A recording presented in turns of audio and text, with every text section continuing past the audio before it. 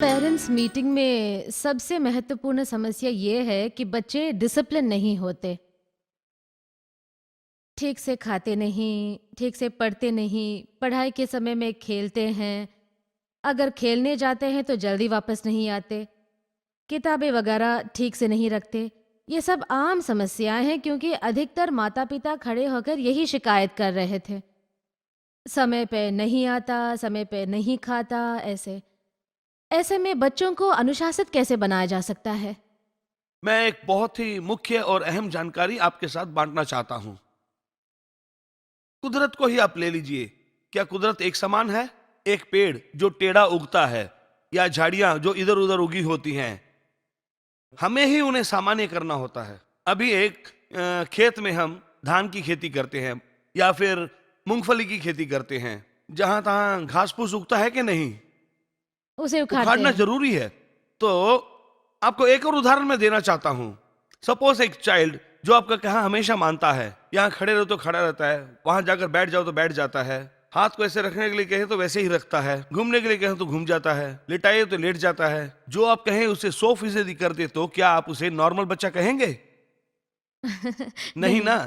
तो एक certain amount of resistance रहता है कुदरती बच्चों में। See the child is in experimenting age. इसको करने से क्या होगा, उसको करने से क्या होगा, ऐसे करने से क्या होगा, वैसा करने से क्या होगा, इसी को बचपना कहते हैं। 60 साल का आदमी ये सब नहीं सोच सकता है।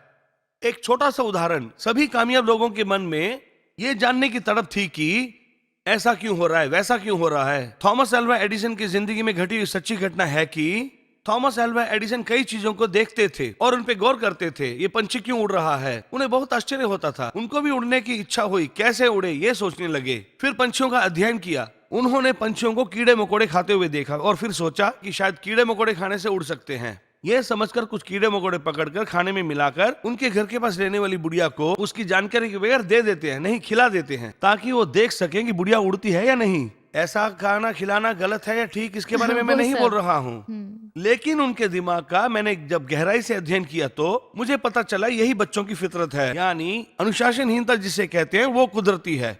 अनुशासन हम लोग द्वारा इन्फोर्स किया जाता है। हाँ, अच्छा हुआ मुझे याद आया, एक व्यक्ति ने रिसर्च की थी। रिसर्च करने के बाद उसने 7 नियम बनाए थे। इन 7 नियमों का जहां हम पालन करेंगे वहां पर बच्चे अनुशासित रहेंगे। एक, rules without relationship will lead to rebellion. अर्थात जब हमारे आपसी ताल्लुका ठीक नहीं जब है ठीक तो नहीं है। हम अनुशासन की बात करेंगे तो वो विरोध करेंगे। तो सबसे जरूरी है कि माँ बाप और बच्चे के बीच में प्यार, मोहब्बत, एक ऐसा गहरा बंधन होना चाहिए। दूसरी बात है, उन्हें अनुशासन सिखाने से पहले हमें अनुशासित होना होगा। हाँ, तुम्हें सुबह 6-6:30 बजे उठना है कहकर अगर माँ बाप 8 बजे उठेंगे तो देखकर बच्चे के मन में कॉन्ट्रडिक्शन पैदा होगा। कॉन्ट्राडिक्शन। तीसरा है, upload in public and discipline in private. Discipline in private. Private बहुत सारे माता पिता क्या करते हैं, जब मेहमान आते हैं उनसे कहते हैं ये बहुत इनडिसिप्लिन्ड है, जरा इसे एडवाइस कीजिए। हमें भी सोचना चाहिए कि उस बच्चे की भी भावनाएं होती हैं। चौथा है फिजिकल पनिशमेंट। मारना। मारना, लातों के भूत बातों से नहीं नहीं मानते भागते। कहते हैं। फिजिकल पनिशमेंट से किसी तरह का डिसिप्लिन नहीं आता है, विरोध की भावनाएं पैदा होती है।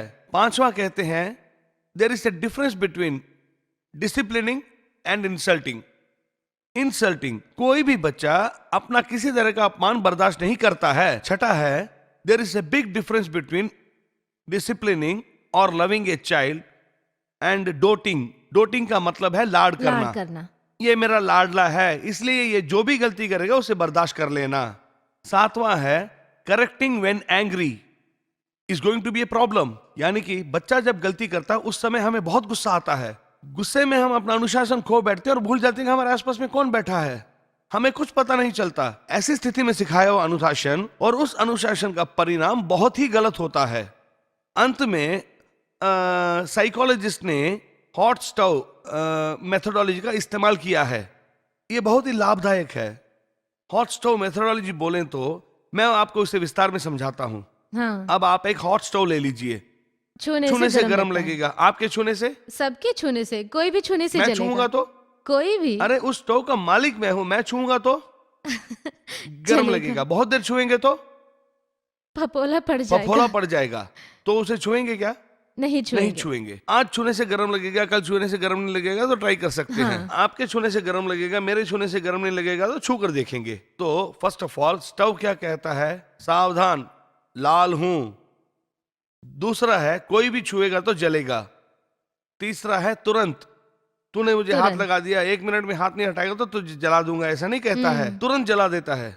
हमेशा जब कभी भी छुओगे कभी उसी भी तरह जलेगा। जलोगे। हमें इन चारों प्रिंसिपल का जिंदगी में इस्तेमाल करना है। जहां तक अनुशासन की बात है, उस बच्चे को समझाना है, उस स्टूडेंट को सिखाना है, ये सब हमें पसंद नहीं, दोबारा करेगा तो सजा मिलेगी। कैसी सजा देनी इसे आप तय कर लीजिए। वो क्या चाहता है उसे डिले करके देना, डिलेड एटिफिकेशन। तुमने गलती की है इसलिए मैंने तुम्हारी पसंद की वो पिक्चर तुम्हें नहीं दिखाई, राइट? खेलने नहीं भेजेंगे। खेलने नहीं भेजेंगे। So it is called assertive discipline. वो जब भी गलती करता है करेगा, उसे उसी समय पनिश करो। अब कई बार हम देखते हैं कि ये करने लगा, हम रोक दिए तो उसे करने की उत्सुकता उसकी बढ़ जाती है। So you have to be very very clear. अगर इस तरह के अनुशासन के साए में बच्चे की परवरिश होती है तो हर बच्चा अच्छा बच्चा ही है।